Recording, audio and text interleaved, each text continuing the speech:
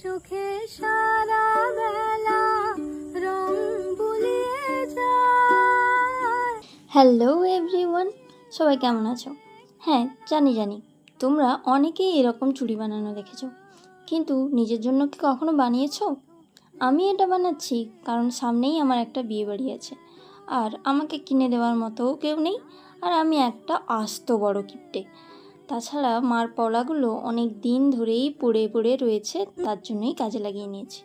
বিশ্বাস করো, জিনিসটা এত টাইম কনজিউমিং প্রসেস, পুরো পাক্কা 3 ঘন্টা লেগেছে আমার।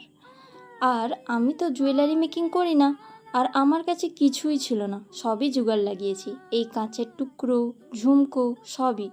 এই ঝুমকোটা আমি আমার আগের কোনো কানের থেকেই নিয়েছি। বিশ্বাস করো, আমার এত ভালো লেগেছে চুড়িগুলো। তোমরাও নিজেদের জন্য অবশ্যই ট্রাই করো, আর ভিডিওটা ভালো লাগলে একটা লাইক করে দিও। Thank you.